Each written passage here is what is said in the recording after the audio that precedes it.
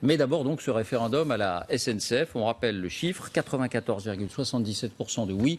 Il a été annoncé tout à l'heure, référendum auprès des salariés, 61% de participation, 94,97 exactement donc de oui pour les syndicats, de non à la réforme. Fabien Villedieu, c'est pas un score un peu soviétique? Est-ce que ça accrédite vraiment ce résultat-là? 95% quasiment.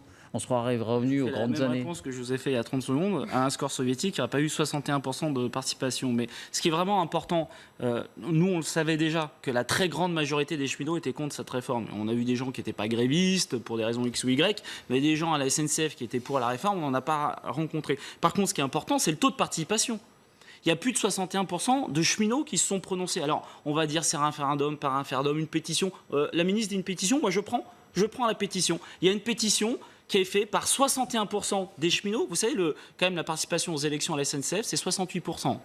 C'est-à-dire une consultation pour les élections professionnelles institutionnalisées où les élus sont dégagés pour faire ces 68% de participation. Nous, on a réussi avec nos stylos, nos moyens, nos militants, à avoir un taux de participation ou une consultation, on appelle ça comme on veut, qui fait que 61% des cheminots se sont prononcés. Et de ce résultat, on a une très grande majorité qui est contre cette réforme. Comment Donc ça légitime un peu notre mobilisation. Et le décalage, Fabien Villedieu, entre ces deux chiffres, 61% de participation, 61%, 94% de oui, et d'un autre côté, le taux de grévistes aujourd'hui, 14,22%, qui n'a jamais été aussi faible et qui passe sous la barre des 50% pour les conducteurs.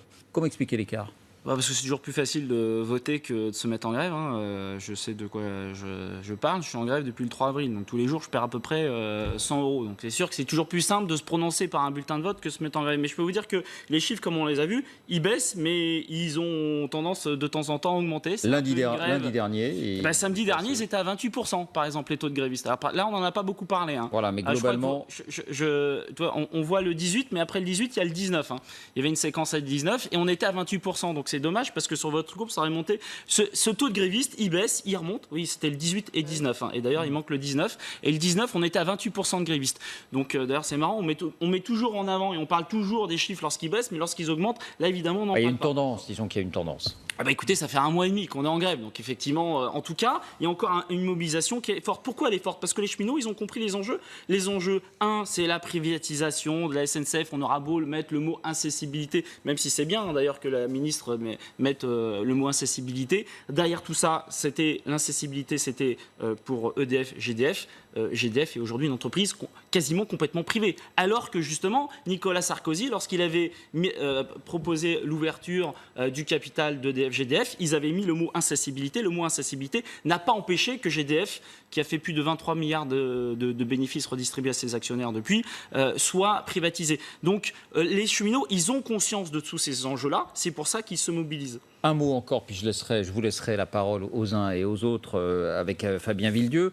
Un mot encore sur les conséquences, les possibilités qu'ouvre ce référendum. Du côté du gouvernement, ça semble assez clair. Écoutez Benjamin Griveaux, le porte-parole tout à l'heure à la sortie du Conseil des ministres, sur ce résultat. Un mot sur le référendum qui s'est tenu ce matin et qui, avec un score important dont vous avez désormais connaissance, ne dit pas comment il est envisageable de sortir de la crise. Et il faut noter, nous le disons et nous le rappelons, un soutien croissant de la population à cette réforme ferroviaire. Voilà, c'est une réforme pour la France, pas pour les salariés de la SNCF. C'est ce que dit Benjamin Griveaux, Elisabeth Borne. Alors finalement, un référendum pour rien ? Non, c'est pas une réforme pour rien. D'ailleurs, la preuve, si on est là, c'est que ça intéresse un petit peu et c'est plutôt une bonne chose. La seule chose que je dis, c'est quand même que la réforme du ferroviaire, ce qu'il faut savoir, c'est que les trains en France, 98% des trains en France sont faits par les cheminots de la SNCF. On fait une réforme du ferroviaire qui concerne d'abord les cheminots de la SNCF. Parce que c'est eux qui vont faire vivre cette réforme. Et donc, c'est un patrimoine national. C'est un patrimoine national. Mais moi, je dis banco, qu'ils fassent un référendum, qu'ils fassent véritablement un référendum. Et je pense que la population... Parce que pourquoi la population, elle n'est pas contre la réforme? Ils en ont marre de la grève, les gens. Et même moi, j'en ai marre de la grève. Donc la population est contre et ils assimilent la réforme à la grève. Et effectivement, ils auraient envie que ça s'arrête. Mais je peux vous dire que si on prenait la peine d'expliquer aux gens qu'aujourd'hui, cette réforme du ferroviaire, elle va augmenter les prix. Et les gens, ils disent que les prix vont baisser avec l'ouverture à la concurrence.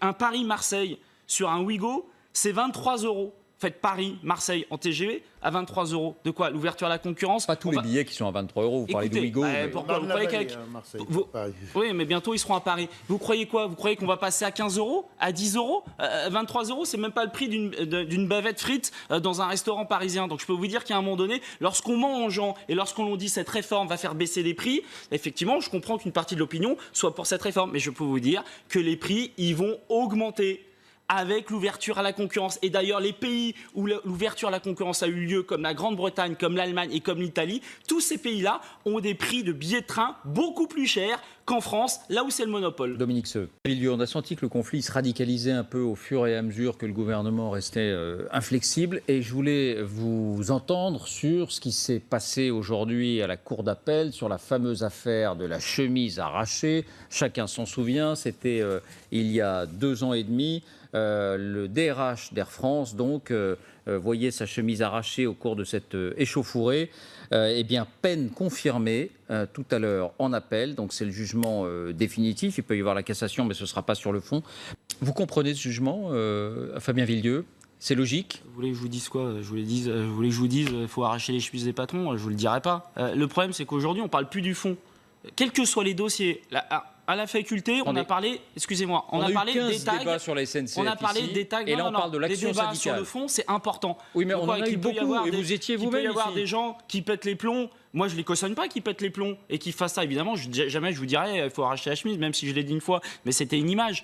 Voilà, je ne cautionne pas ça, évidemment. Mais le problème, c'est qu'à un moment donné, à force de ne pas écouter les gens, aussi bien les salariés d'Air France, aussi bien les cheminots, aussi bien les étudiants, que certains, et que moi je ne cautionne pas, arrivent à en péter les plombs, et ben c'est le résultat, effectivement, d'une certaine politique qui ne consiste à jamais écouter les gens. Parce qu'on fait une votation via un référendum, on ne nous écoute pas. On fait grève, on ne nous écoute pas. Il y a des arguments discutés au Sénat et à l'Assemblée nationale. Et à chaque fois, on nous montre en permanence. La dernière fois, le 14 mai, il y avait une grève qui était historique, qui a remonté à la SNCF. La seule chose dont on a parlé en boucle, c'était une caténaire qui avait été coupée en Normandie et 3 Gugus qui, à Marseille, est devant un TGV. Voilà la seule chose dont on parle. Alors qu'il y avait une grève qui était... Oui, on a la seule chose énormément qu'on a parlé dans les médias. Alors qu'il y a une grève qui est importante sur l'histoire, et je veux parler des petites lignes. Ils vont fermer les petites lignes, oui, ils vont fermer les petites lignes parce que les collectivités locales, on va fermer le robinet, elles n'auront plus les moyens, elles seront prises comme ça, ils vont sortir un gouvernement et d'ici peu de temps, ils vont sortir un rapport du gouvernement et ils vont faire un comparatif. Regardez, telle ligne, il y a tant de trains, tant de voyageurs dedans, et ben moi ce que je vous propose, ça va être un bus et ça tombe bien, ça sera un bus Macron. Donc aujourd'hui, sur le fond, ils vont fermer les petites lignes et ça c'est important que les agents le sachent et notamment les voyageurs le sachent et notamment les élus locaux. Ce